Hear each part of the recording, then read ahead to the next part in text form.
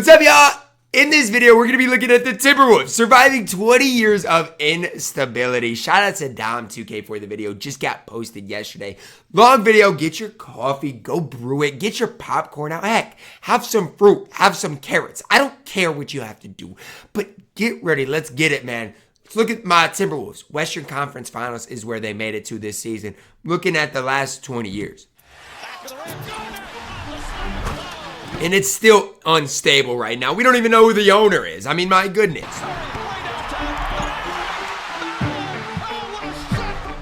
Shout out to Dom2K. Videos of franchises and deep diving their history. I'd say the most fascinating thing I've realized is the front offices are ran. Hold up, I need to turn Dom up a little bit, man. He kind of low. Like people that are just like you and me in terms of their ability to make mistakes. Except when they do it, the city they're in may not have anything to look forward to for decades at a time concerning their basketball team. After studying the Wolves, I believe this description fits them perfectly. Yet here in 2024, they are on the way up, so now in this video, I want to take you all the way back to the Kevin Garnett era and try to help you understand. And to be honest with you guys, I wasn't even a fan back then. I've been a fan since, like, I don't know, 2017 maybe. And why, after all these years, it's probably the first time in your life this franchise has really been relevant. And if you participate in sports betting, today's sponsor, go use Dom's code, man. That's fifth 1 year alone is more interesting than the 6 they spent without him after blipping into existence via the expansion. By the way, have you ever heard the truth of how KG became only the 4th professional to come straight out of high school? If you were taught it was due to his poor grades keeping him from college, he claims that ain't the real or full truth. It turns out Garnett was weighing his options when, long story short, he had the privilege of playing a small scrimmage with both Michael Jordan and Scottie Pippen. Not only did he hold his own, Isaiah Thomas was also in attendance and put it in his head shortly afterward, he was ready to play in the league now. As intimidating as the— I think it's so dumb that players have to go to college. Like, if I'm just gonna throw this out. If I have a kid someday and it would never happen. It won't happen, okay? But let's just say, for whatever reason, they're good enough to go to the league after their senior year of high school, and then they're forced to go to college and miss out on multiple millions of dollars. That's just silly. Proposition was, after seeking in any the sport, opinions of other football pros, too, he had no doubt. The young prodigy would declare for the 1995 NBA draft. In a moment which could have completely disrupted history, on draft night, he received a call notifying him that at long last, he'd achieved the scores necessary to attend and play in college, a recent dream of his. Of course, being on the doorstep of millions of dollars and having already gone through the preparation, it was too late. With the 5th pick in the NBA draft, the Minnesota Timberwolves selected the lanky kid who'd be tasked with giving a franchise its first taste of relevance. Halfway through the decade, that's crazy. The Timberwolves finally hit on a pick, man. Had never won more than 29 games, struggling to find any footing as many expansion teams had. He joined the cast featuring some semi-recognizable Ew. I mean, this team, they're all decent players, but names, including Christian Laettner, who initially gave him reason to believe the Wolves wouldn't want another big in the first place. As implied, Garnett only started around half the season, not able to do a ton in the way of affecting winning. Speaking of which, during a match with the soon-to-be record-setting Bulls, he was already setting the tone and making his mark in a way future generations would relish. Unfortunately, the player he'd antagonized on this specific night was Michael Jordan, who went on to sit up in his chair after hearing KG's comments and pack his squad up without really breaking a sweat. It became one of 56 losses during 1996, sending Minnesota back to the lottery with, once again, the 5th overall pick. Who'd we pick? Talented class, as I'm sure you're aware, featuring name after name who'd go on to shape the next era of hoops. One of such was sharpshooter Ray Allen, who would be selected only for the purposes of sending him directly to Milwaukee in exchange for the prize they were really after. Stephon Marbury and Garnett had a pre-existing— Can y'all imagine if they could have just kept Ray Allen? relationship from their high school days. Meanwhile, the team was already thirsty for a point guard to lead the future, especially considering the success guard big duos had put forth already. Thus, headed into 97, the city would enjoy 40 wins and at long last, a discernible direction. I mean, 40 wins after what, winning 20 games for a few years in a row is pretty solid. Finished second in Rookie of the Year voting. Big man Tom Gugliotta made his first and only All-Star appearance, while Ticket showed large improvement and earned his first All-Star selection via being a replacement player. While the foundation appeared to be in place, it was far too early to be discussing any real playoff goals. They'd be swept by the veteran Houston Rockets in round 1. The next few years of this saga are indicative of the luck Minnesota would have going forward. When your franchise isn't located in one of the markets who are just gifted stars no matter how many facts made, the biggest challenge you face is getting help and maximizing the star you were lucky enough to be granted in the draft. With the core in place, they only needed time, some smart moves, and development. The one thing they didn't have was time. The three wouldn't even get a real chance at blossoming when, in January of '98, Gugliotta was lost for the remainder of the season with ankle surgery at a moment when he was the unit's leading scorer. With Gary Payton being able to muster up enough to send them packing in round 1 again, the Garnett-Marbury duo was essentially out of chances quicker than anyone could blink. There were already characters in the league looking at KG sideways because he'd foregone college and successfully made the jump. A whole new layer. That's what I'm saying. You go from high school and then in year 2, what was he, 20 years old, you're an all-star? That's nuts. Added when he signed a 6-year, $126 million contract, the richest in history at the time. That's crazy. 21-year-old shaking the game up so violently especially didn't sit well with the owners, who were now headed into lockout negotiations looking to place limits on max player salaries and prevent any other young players from enjoying something similar. One of the young players who'd have loved to see such big money was none other than Stephon Marbury, who after 2 years of solid development had seen enough. He was finished here. Steph hadn't been an all-star, no Team USA. That's crazy. Like, they could just walk back then. Now, I mean, a rookie is locked up for a long time, as long as you want to pay him. And now was being offered only $71 million by the front office, which, by the way, was the max they could give up at the time. Wanting more money and a larger spotlight, Marbury made his standing clear. Trade me or I'm going to Chicago. These were the Bulls in year 1 of the post-Jordan era. So, in other words, terrible. That's just how serious he was about making his own way. With very little options, Kevin McHale obliged, sending him to New Jersey in exchange for point guard Terrell Brandon, another guy, and picks. Adding insult, before the season kicked off, Tom Gugliotta took less money to join the Suns, citing how took less money to join the Suns, man. Like, come on, man. He must have hated Minnesota. Wanted to find the right fit and city, even if it meant less for him.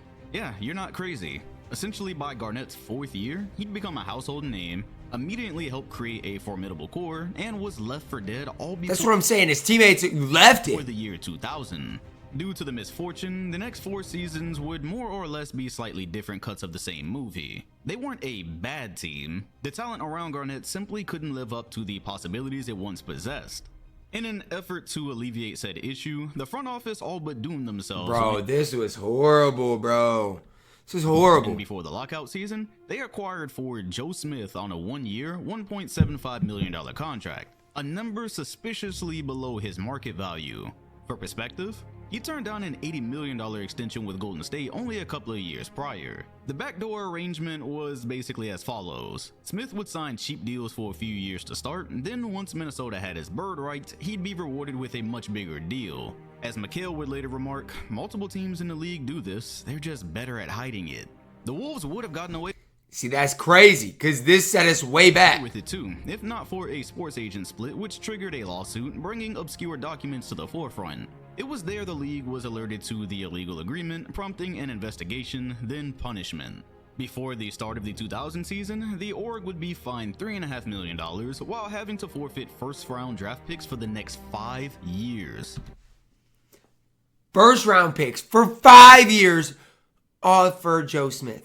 You want to know what really set the organization back? It was that, right there. Smith's contracts were voided, while owner Glenn Taylor was suspended for a year, and Kevin McHale took a leave of absence. If you're doing the math, Minnesota's flexibility for the next phase of the Garnett era had been cooked, very shortly after their future core had been cooked.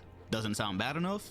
In May of 2000, Garnett's good friend and teammate Malik Sealy would tragically pass after being struck by a drunk driver. He'd been That's so sad, man. That's so sad, man. Prayers for everyone involved, man. Like, that's so sad, man.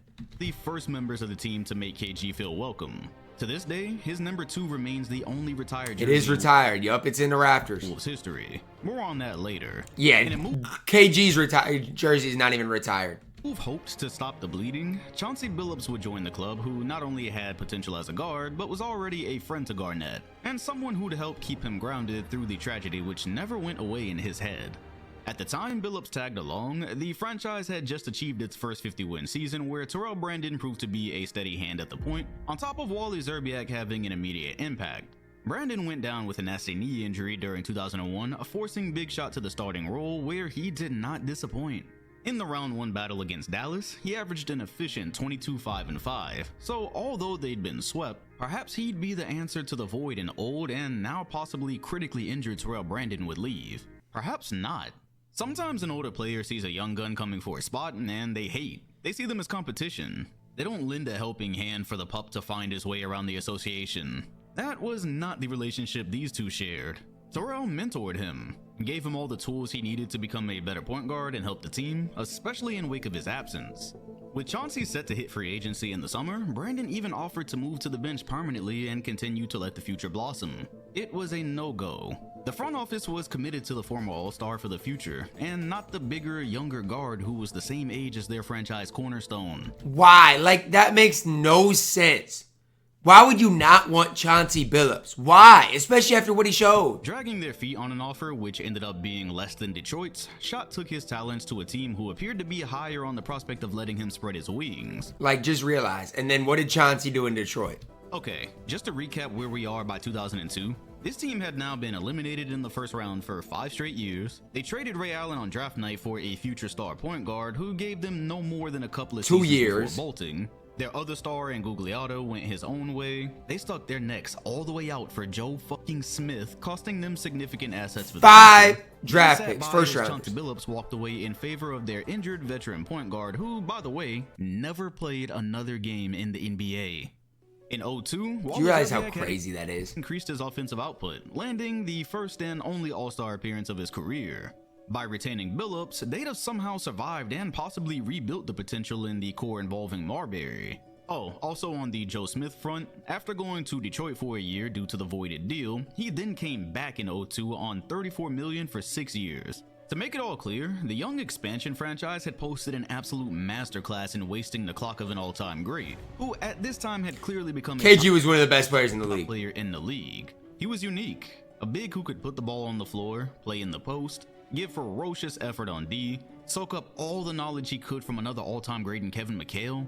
Honestly, if this had been the later era, Ticket would have probably already taken his talents elsewhere. Instead, he went on to sign a veteran extension worth $100 million in October of 2003, and I'm sure you can guess why. By 04, Garnett had helped produce 3 50-win campaigns and 7 competitive ones. He'd also unfortunately oversaw a record-setting 7th straight year of first-round exits. With nothing in the way of playoff success going on to 27 years old, Look at that, 35, 20, and his hand 7. would possibly be forced. Enter Sam Cassell, who'd be acquired for the infamous Joe Smith and Anthony Peeler, another Garnett associate and guard who'd bring sorely needed offensive juice beside him. Enter veteran star forward Latrell Sprewell, who'd been to an NBA Finals and could further relieve pressure. They'd take him back in a 4-team deal involving Terrell Brandon, who they very much could have just let fade off in favor of Chauncey. All spilled milk though. The Wolves had managed to survive numerous hardships, bad decisions, fumbles, And they finally had a now decent what squad. outlets were calling the Big Three. Crazy, right? In every Big Three convo you've ever heard, I know the 04 Wolves haven't popped up yet. KG claims it was the first time he'd actually heard the term. The 04 edition would set a franchise record 58 wins, nab the 58 wins. That's a crazy amount of wins, y'all. That's almost like Celtics level this year. seed in a ridiculous conference, see Sam Cassell make his first All-Star team, while Kevin Garnett took home MVP, averaging 24 and 14 with 2 blocks and 50% from the field. As a young, scrawny LeBron James put it, he was the best player in the league. Now to finally put it all together in the playoffs. The playoffs where during round 1, Wally Szczerbiak would crack 3 vertebrae in his back, an injury expected to sideline him for the rest of the year after a regular season of dealing with foot injuries. Just crazy. They still had Wally Szczerbiak too. Hard to say this didn't damper their potential a bit, especially when you consider Sam Cassell sustaining an avulsion fracture during Game 7 of round 2 after an iconic celebration. True, the Wolves had Bro, can you like imagine this is how you suffer your injury? damper their potential a bit, especially when you consider Sam Cassell Like he suffers an injury doing this. fracture during Game 7 of round 2 after an iconic celebration.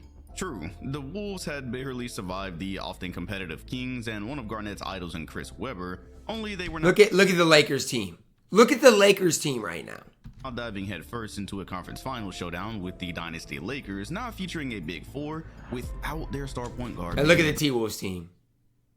I mean, come on, man. They still have Sprewell, I guess. But Trent Hassel? I mean, come on. They participate in every game, thus leaning into what they had left, which included a Wally Szczerbiak who somehow made it back to game action. In a year that could have produced Cinderella-style results, the Lakers as usual crashed the party, ending their most successful bid to date in 6. From there, the fact that went to 6 games to me is crazy. Was quick and swift. Not even a year removed from Garnett trusting them enough to lease his future prematurely. To start, both Latrell and Cassell fell off. They were in their mid-30s, but the year-to-year regression was a lot to stomach, especially knowing they were the pieces the front office trusted to take them all the way. Sam only managed 59 games dealing with a bum hamstring, leading to a trend where 10 different players started 14 games or more, very much contributing to the downfall in their defense that helped them to elite status in 2004. Flip Saunders was fired as the team sat at just 26 and 25, with Kevin McHale stepping down from the front office to lead them back in the right direction. Finishing the season, they'd see a 14-game reduction from their record-setting year. I mean, rest in peace, Flip Saunders, guys. Rest in peace, man. Going 44 and 38 to miss the playoffs by a single game. 44 wins didn't get them in. It only got worse from there. Sprewell retired over summer, then they traded Sam, who was in the final years of his deal. Due to that circumstance, they even attached a first-round pick to entice the Clippers to take him in exchange for a younger guard, Marko Jaric. In the 05 draft, Minnesota would select Rashad McCants at pick 14, who was out of the league by age 24. Who was still on the board, you ask? Danny Granger, who showed his future potential by year 2. While Sam Cassell was busy leading LA, who'd come within a possession of the conference finals, the Wolves used another draft pick to get off of Wally Szczerbiak through trade. In the midst of complete turmoil, they fell all the way to 14. So you go from having that great of a team to where they're at now. I mean, I know this team fell apart. In the West at only 33 wins. Yes, in 2 measly seasons, many watched another core disintegrate in the middle of KG's prime, with very little in the way of opportunity to climb back. 2005 would prove to be their last winning season for what would feel like an eternity. This all could have been remedied on draft night 06, which in hindsight was probably their last chance to salvage the Garnett era. With the 6th pick in the draft, the Wolves selected Brandon Roy, then promptly shipped him off to Portland in a deal. Like, okay, you draft Ray Allen and then Brandon Roy, and you ship both of them. Involving Randy Foye. Good grief, man. Hindsight is 20/20. Like, come on, man. Like, come on, man. Like, come on, man. We've got the benefit of knowing Roy would be an elite talent for 3 or 4 years. At the time, Foye was viewed as the safer pick and was more popular in general. Also consider, Roy had a documented knee issue, raising the question of how long you'd be able to depend on him as the cornerstone.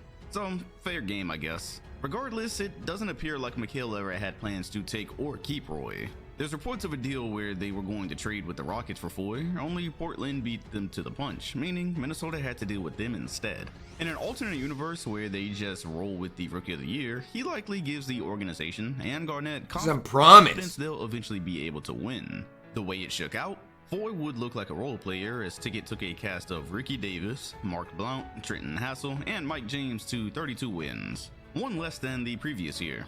It was done. I mean, if you're KG, you gotta get out of there. Like, I'm a Timberwolves fan, but you gotta get out of there. The most about this era was Garnett's tolerance, and how he absolutely refused to ever request a trade or even look elsewhere. The man loved the city who took a chance on him, was extremely loyal, and badly wanted to reward said trust with a title. For the modern star, the events of 2005 and 6 would have been enough for guys to plant the seeds of their next move. Yet, here the man was having to be convinced it was time to go 3 years after the most success he'd ever seen. Characters such as former teammate Chauncey Billups and Antoine Walker had to put it in his ear that it was time to go elsewhere and win one. Funny enough, Billups, who was 2 years removed from a title and still contending, wasn't trying to recruit him to Detroit. He told him it was time to let Boston complete the deal. His good friend Paul Pierce awaited, only KG wouldn't sign off on the trade and agreed to be there long term. Phoenix jumped in the sweepstakes, only to be shunned when it became clear they'd have to give up guys Garnett actually wanted to play with. I mean, the thing is, though, like, you see it all the time. Like, I don't even want to compare this to Bron in his first years in Cleveland, because Bron was better than KG.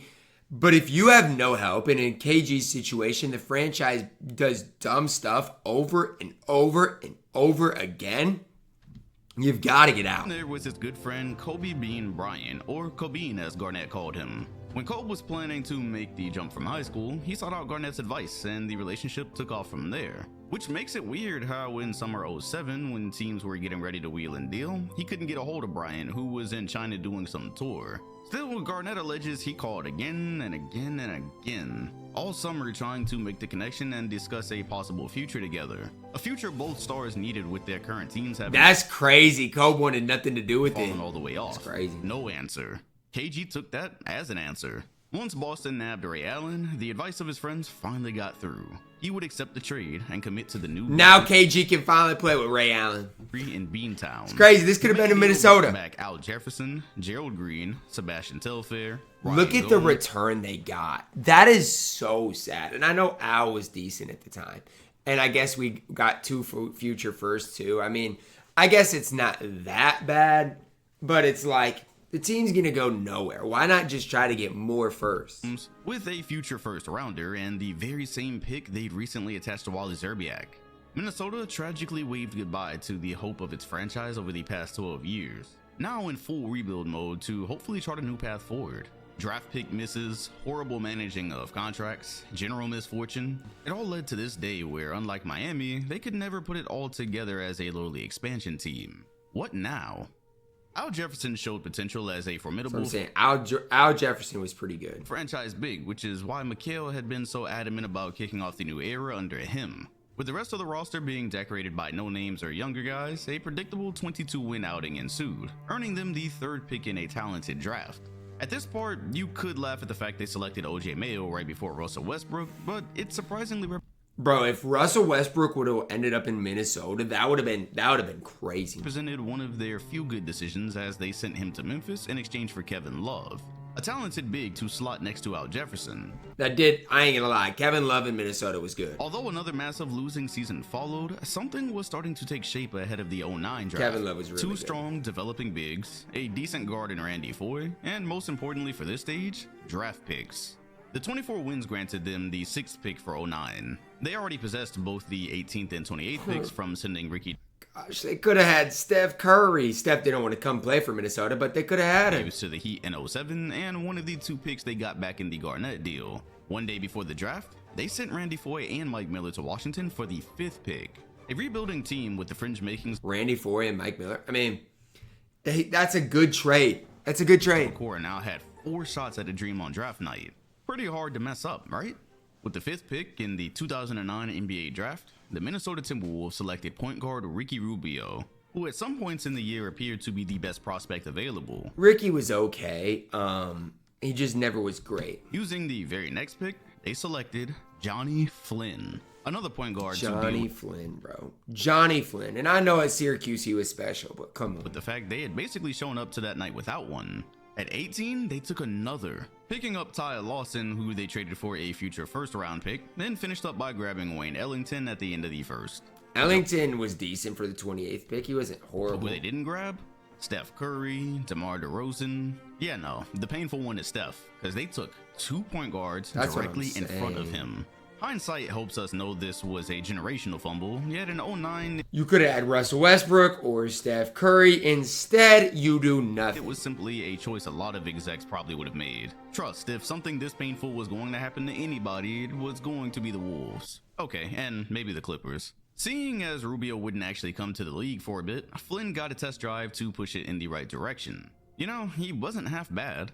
14 points a game with nearly 5 assists, athletic, and qualified for all-rookie 2nd team. 15 wins sucked, sure, yet it did provide them another chance to hit in the draft. Meanwhile, Kevin Love continued to improve, experimenting with the 3-ball in his sophomore season. In typical Wolf luck, however, Flynn would have to undergo the knife over summer for a hip surgery. Sad. More on this later. I feel like, and I know people need surgery, but I feel like surgeries just ruin careers, dude. And I know it has to happen, but like, My pick in the draft was okay, but the moves management made in the years prior suggested they wanted to be in position to pick off someone big during 2010 free agency. Of course, the question you'd be asking by now is, who the hell goes to Minnesota in free agency? About the only motion you can find is David Lee giving them a meeting. Anyways, in the draft where most smaller markets make or break their futures, they selected older forward Wesley Johnson at pick 4. Ew. You have all these picks and you literally hit on none of them. In front of DeMarcus Cousins. They already had Big Al, you say? In July, they sent him to Utah in effort to let Kevin Love fully blossom. Like, come on, man. You have so many chances to hit on picks. Russell Westbrook, Steph Curry, DeMarcus Cousins. While also becoming a more up-tempo team. Al gave them solid years. Still, Kurt Rambis disliked playing the two together on offense, and the pairing wasn't much better to look at on D.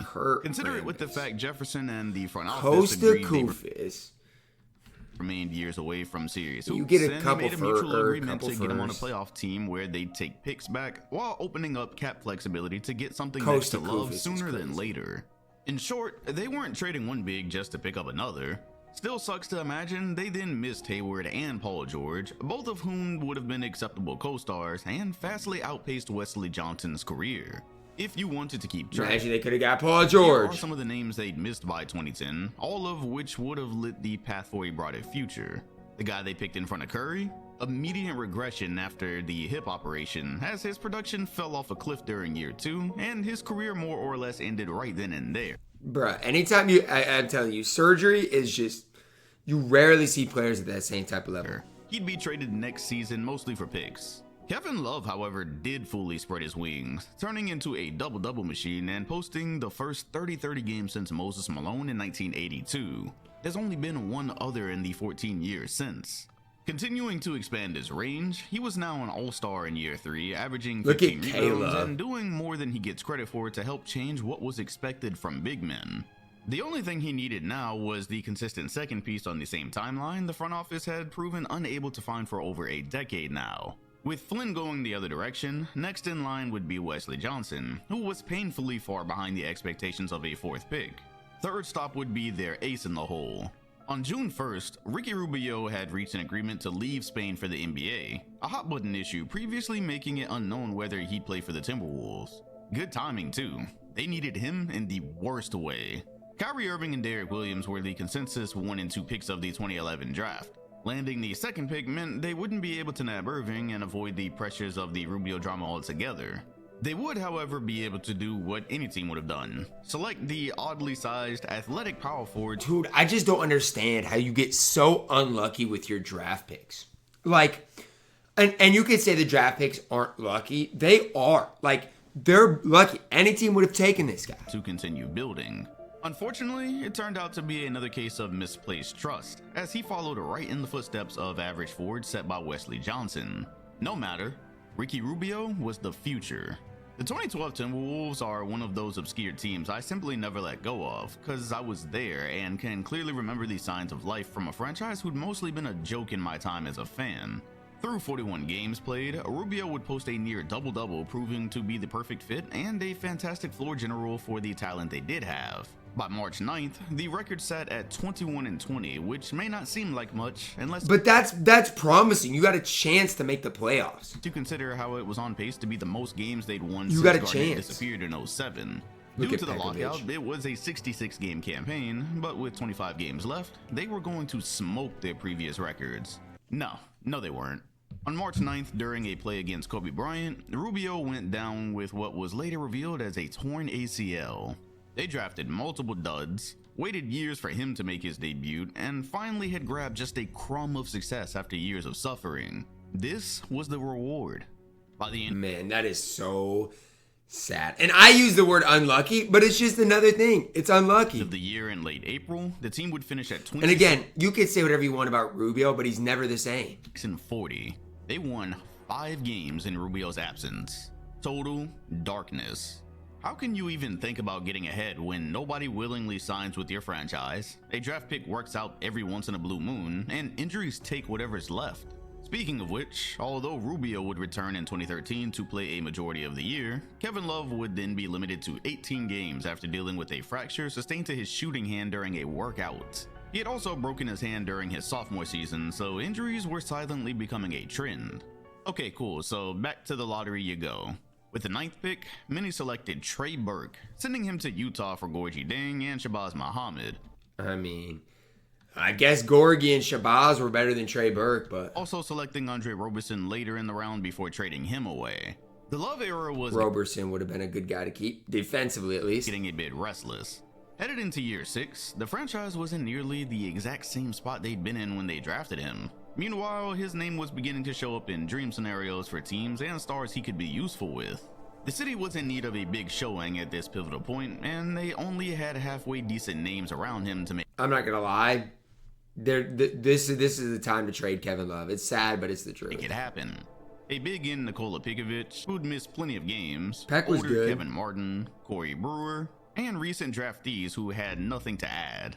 In the previous offseason, Wesley Johnson was moved to Phoenix for 3 second-rounders. They also attached a future first-rounder to get off of him. As it was clear Derek Williams was frustrated and wouldn't fit, he too was shipped out for more defense. Bro was the highest draft pick in franchise history. And it was nothing. Gone after 2 years. Nothing to show. Love took another jump, nearly helping achieve a 500 record, which meant absolutely nothing in the mid-2010s West.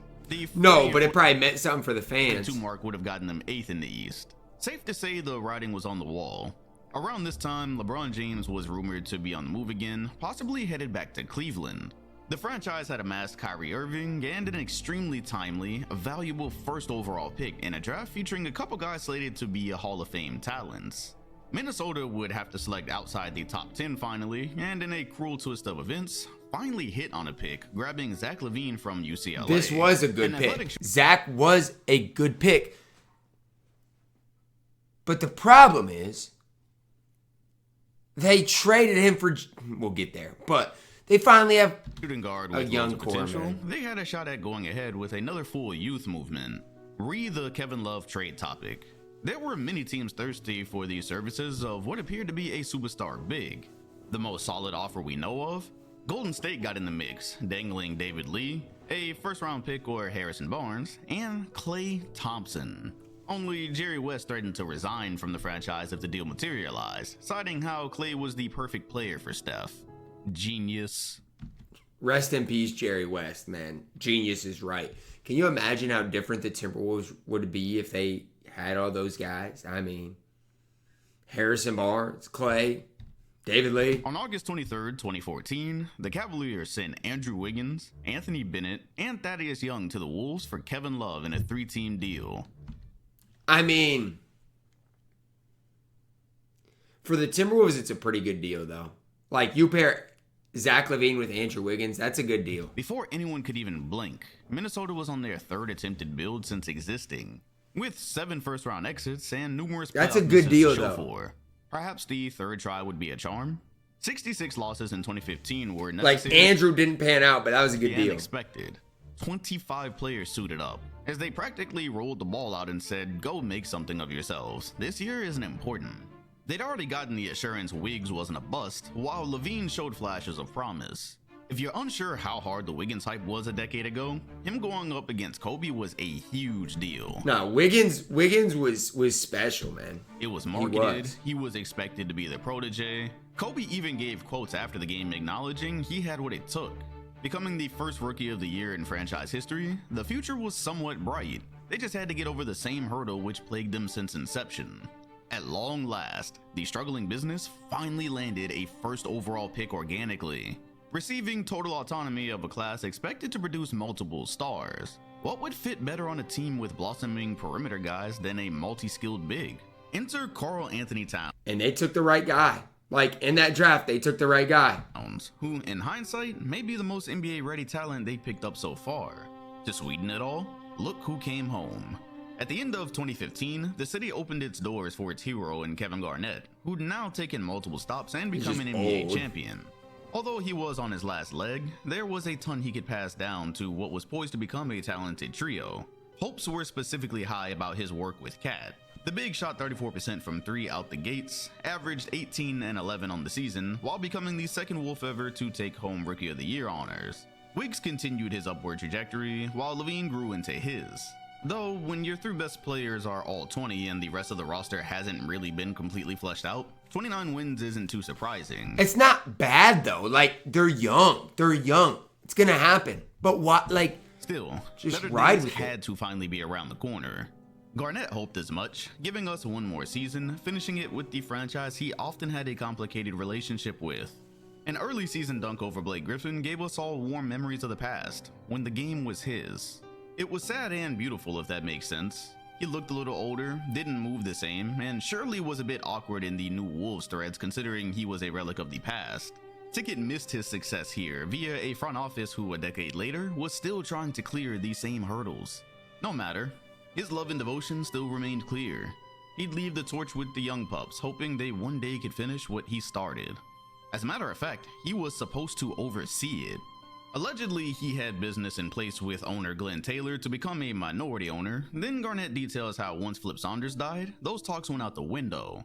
The whole ordeal soured his relationship with ownership, where you'll notice to this day his jersey remains noticeably absent from the rafters. Bro, Glenn Taylor, I don't know how this ownership thing is gonna go. He's gotta get out of Minnesota. Like, I check my phone so often to see what the update is on the ownership situation for no reason.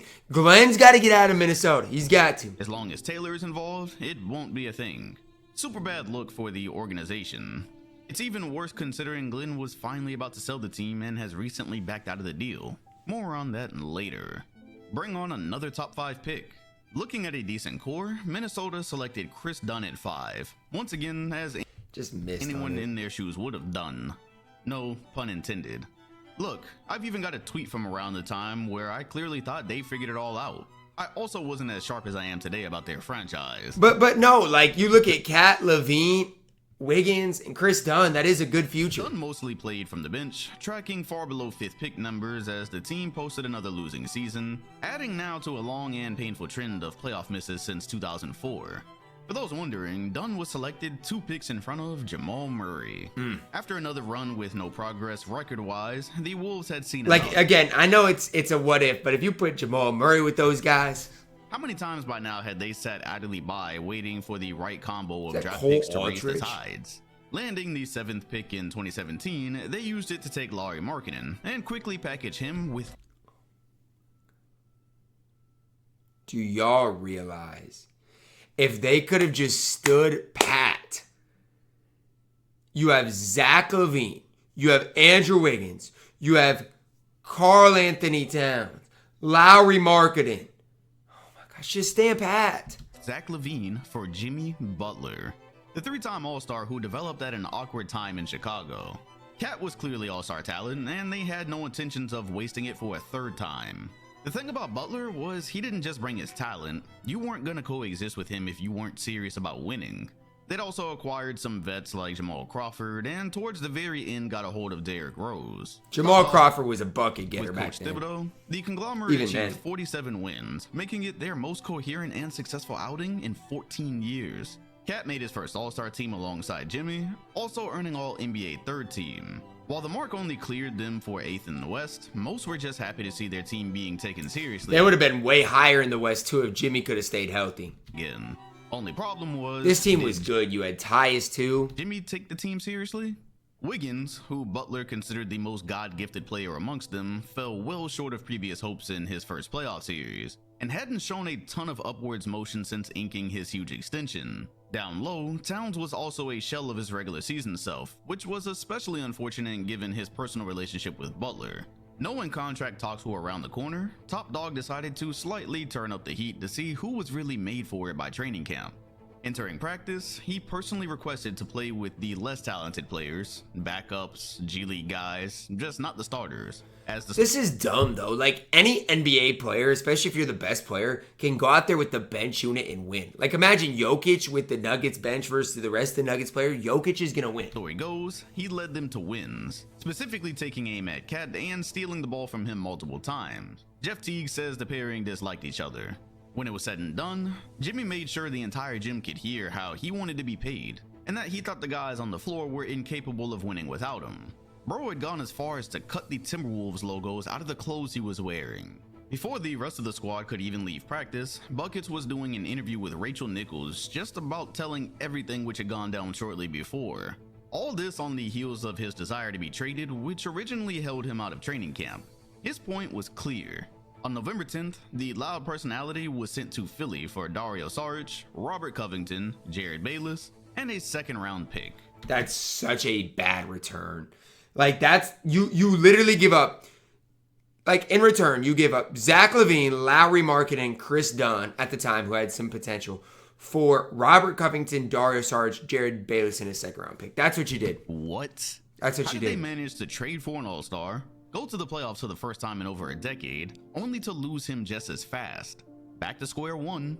They were already struggling with Butler for the small bit of 2019 he remained present, so I'm not sure anyone expected bright results moving forward. I mean, it was kinda cool seeing Derrick Rose prove he still had talent, especially on the heels of the emotional random 50-point outing. It just didn't help peace of mind going forward. What was the move now? 5 years in, Wiggs was starting to fall behind schedule, as he'd yet to regain his form from the pre-Butler days. Covington barely saw any games, hampered by knee issues, and nothing else recently or from the past had been working out or moving the unit in a better direction. No Butler, no postseason. 36 wins. Back to the draft board. With pick 11, Cameron Johnson was selected and traded You have Cam Johnson alongside Saric for Jarrett Culver. Maybe it's not Cam Johnson, and you trade him and Sarge for Culver. I like Culver at the time, but man. not extremely notable given his injury history, but Tyler Hero did get picked up shortly after. Not the end of the world anyways. Cam Johnson After was going good, though. undrafted, LSU's Nas Reed would sign a two-way contract in July. Waiting Thank gosh. Look at Nas compared to what compared to what he is now. in the shadows for his moment, which would be bigger than anyone could have imagined. Headed for the turn of a decade, it was time to deal with reality.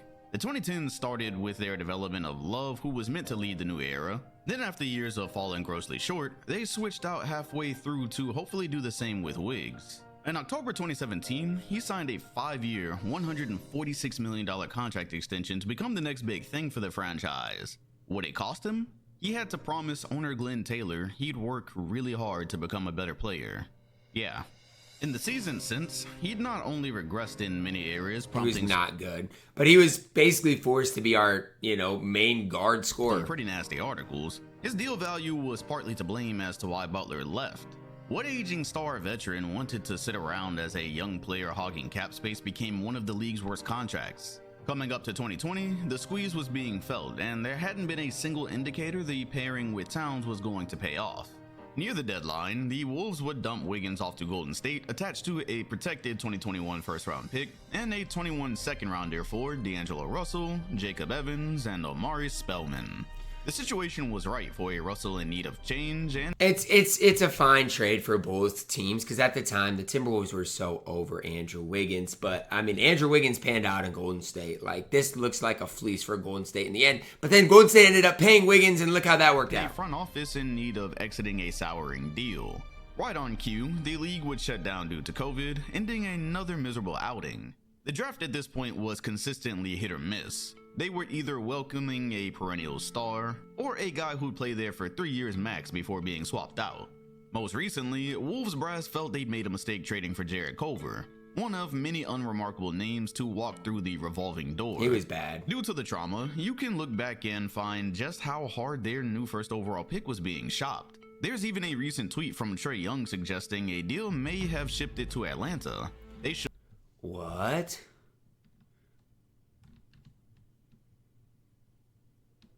Even a recent tweet from Trae Young suggesting a deal may have shipped it to Atlanta. For what? They shook every tree, ultimately settling on selecting Anthony Edwards out of Gosh, if we would have found a way to mess this up. Georgia, who immediately had his commitment to basketball questioned after an interview. He went on to say how if he got drafted to the NFL, he'd give up basketball tomorrow. Quote, "You can do anything on the field. You can spike the ball, you can dance. You can do all type of disrespectful stuff. In the NBA, you can't do any of that. You'll get fined." Ant is so funny, man. He literally saved our franchise. It's crazy, but it's the truth.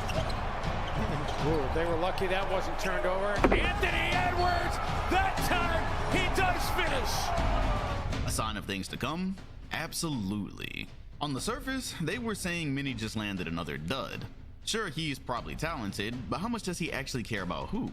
Definitely not enough to draw Michael Jordan comparisons in a few short seasons. Yet, from the outset, they'd clearly hit their target, immediately thinking their lucky stars they hadn't sent the pick away. On top of him showing potential as a scorer in year 1, Naz Reid did the very Man, the Naz Reid steal is crazy. Like, the fact that we got Naz Reid for what we got him for is just absolutely ridiculous. Like, he's got to be, and I don't want to like overstep my boundaries or anything, but he has got to be like one of the bigger like saviors for the Timberwolves. I mean, he was so good. very same, shooting 35% from 3 as a mobile 6'9" big. In November, GM Gerson Rosas shipped off James Johnson and the 17th pick to OKC for lanky forward Jaden McDaniels, whose physical tools were right for the 3-and-D role. At the end of the Jaden was a good get, man. also acquired more size than Jared Vanderbilt as part of a 4-team deal. I mean, we actually got some good yeah, pieces. Sure, they flatlined at 23 wins. This time with the knowledge help was on the way. Although Cat had only qualified for 2 All-Stars, he continued to post star numbers despite experiencing immeasurable loss during COVID. A note I feel nobody remembers when discussing him. By 2022, Yeah, like Cat literally had COVID. He lost his mother. Like, he dealt with a lot, man. Like, he dealt with a lot, man. could start to see a possible come-up. Towns remained the leading scorer, and Ant was already doing the thing Wiggins had promised years ago: get better. D'Angelo Russell was holding steady as PG, McDaniel showed flashes, and a slightly obscure offseason acquisition in Patrick Beverley would go on to make his stamp. The Wolves finished with 46 wins, good enough for 7th seed, where due to the new rules, playing into the position would Look at Pat Bev. 46 Look at wins, Pat Bev, good enough man. for 7th seed, where due to the new rules, playing into the position would be necessary. They did so, producing one of the greatest NBA memes of the 2020s. At long last, they Yep, made get on the playoffs scores table, twice man. in a span of 10 years. Monumental for a group mainly known for just existing. That ain't all though. Many didn't just make the playoffs. They went toe-to-toe with another young team who happened to seed much higher. Bring Malik Beasley back to Minnesota.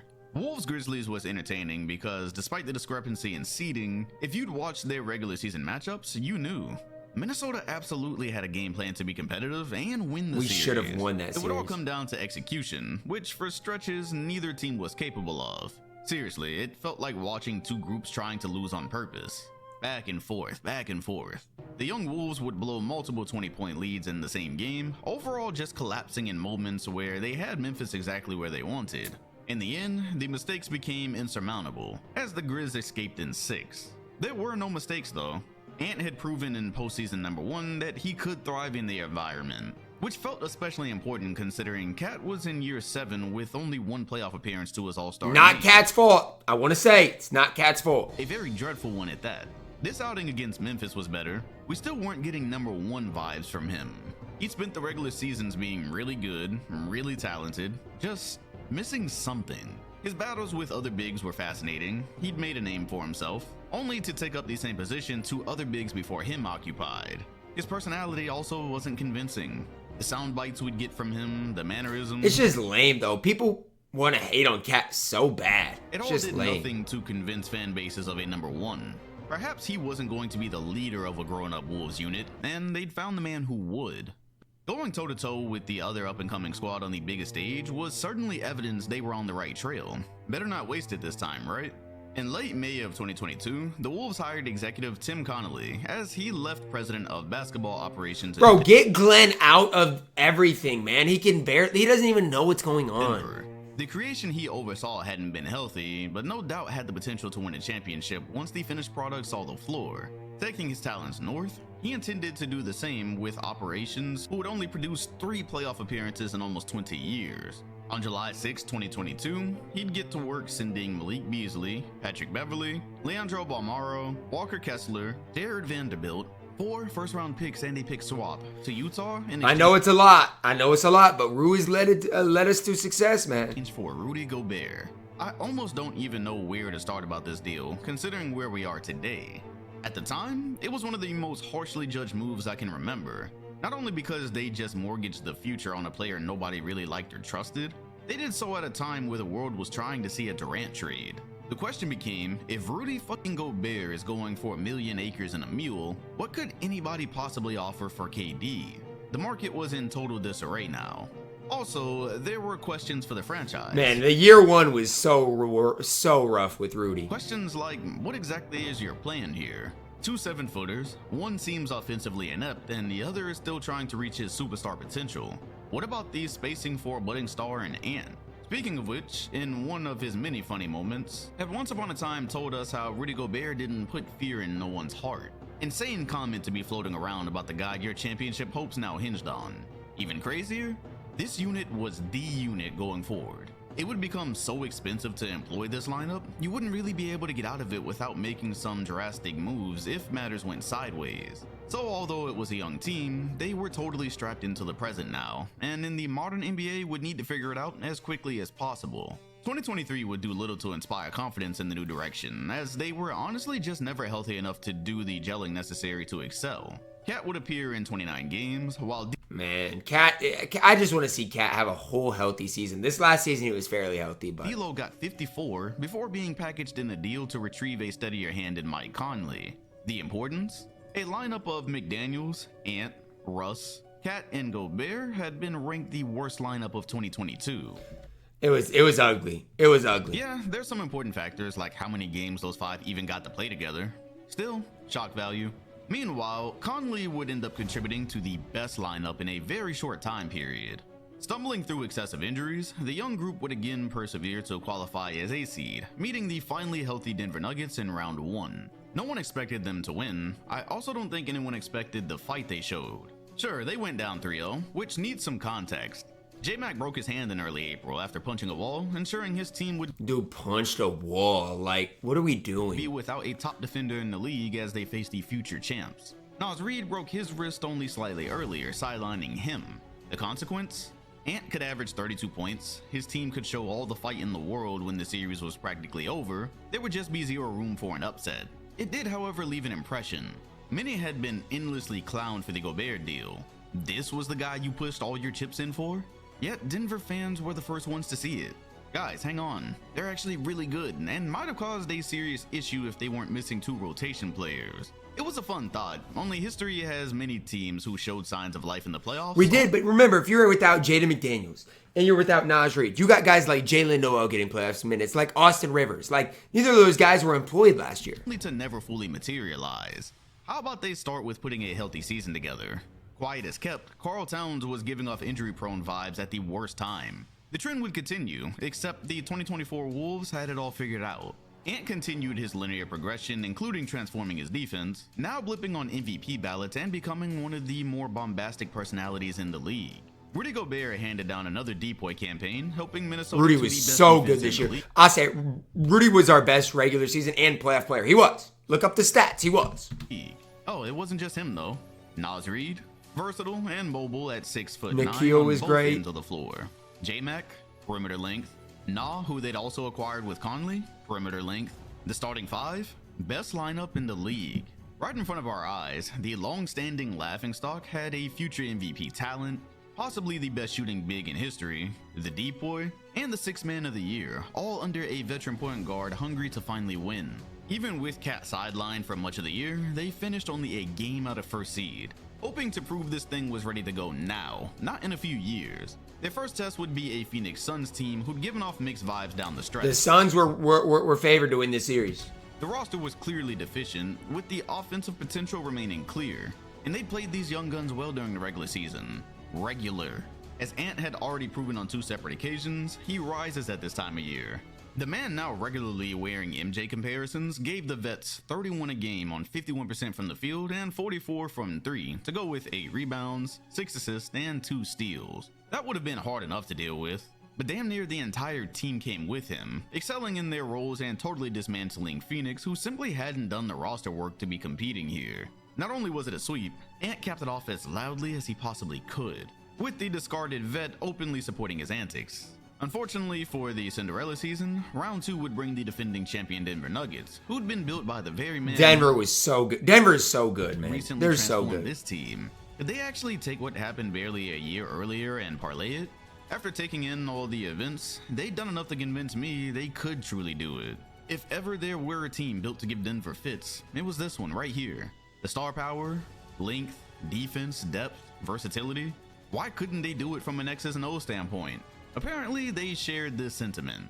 This fresh roster, who fans were still on the fence about, opened the semifinals by emasculating the defending champions. Not very far removed from 2 games in a row, just dog established players. As the story normally goes, you lose both your home games, you've probably lost the series. A rule which did not seem Denver to won apply 3 to a team straight led by Jokic, who could apparently just decide to dish out all-time performances. It also helped when Jamal Murray, who wasn't suspended for tossing a heat pack on the floor, seemed healthier after the break between I was at that game, man. That was so sickening. 2 and 3. What really made it seem lost? Mike Conley would randomly fall out of the pivotal 5th game with a sore Achilles, a diagnosis dangerously capable of sidelining anyone for a series. He was never back healthy in the playoffs. Without the point guard they specifically traded for, the lineups looked terrible. There wasn't enough spacing, there wasn't enough of a buffer for the Nuggets to not simply double team Ant. After losing 3 straight, it just seemed like the same cold and cruel world they'd always been treated to. Then their alpha told the media he'd see them back there for Game 7. A risky move for sure. The same type of tactic Jimmy Butler often employed before failing to execute whatever it is he was talking about. Ant-Man was younger though, more talented, more capable, and a better teammate. When it was said and done, the momentumless core had not only trounced the champs in Game 6, but overcome a 20-point deficit in Game 7 on the road. Absolutely unheard of.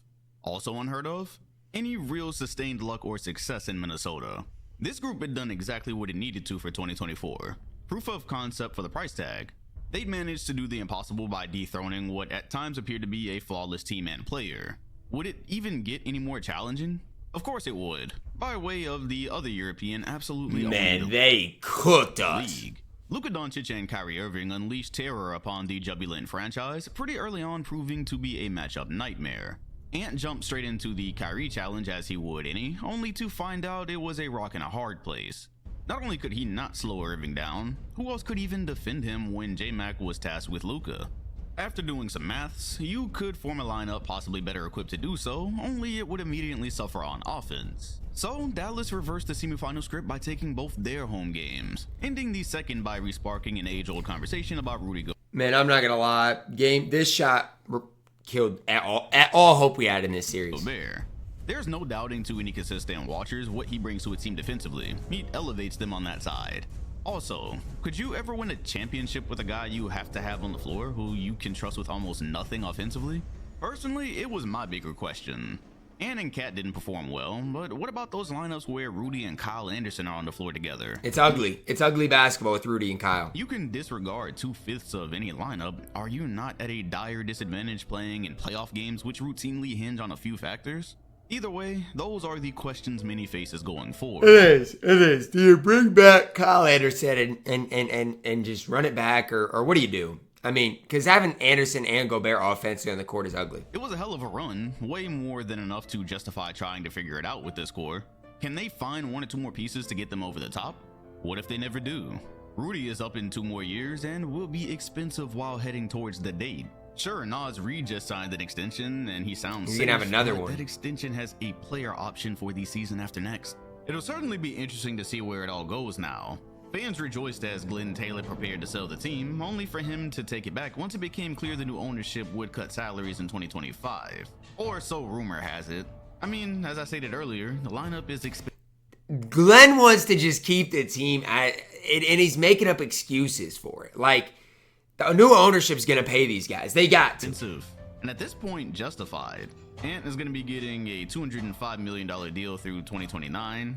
Cat's $221 million will go through 28, and Rudy's $205 will ring through 2026, while McDaniels gets $131 through 29. It costs to be the boss, which is why I had them as a team who needed to figure it out now. And they did. If they have disappointed and lost 4 straight to Denver, management likely would have been forced to make some tough decisions. Now, they're further in the process than they've ever been. This isn't the story of exactly 2 decades ago, with an aging MVP around an aging supporting cast who just been sent packing by the most dominant forces ever. The job is to take these proven assets and tweak them ever so slightly in an insane conference. That's what I'm saying. You got to just slightly win in the margins. Draft pick. You have to free agency. You have to slightly win. Seemingly getting more powerful by the year.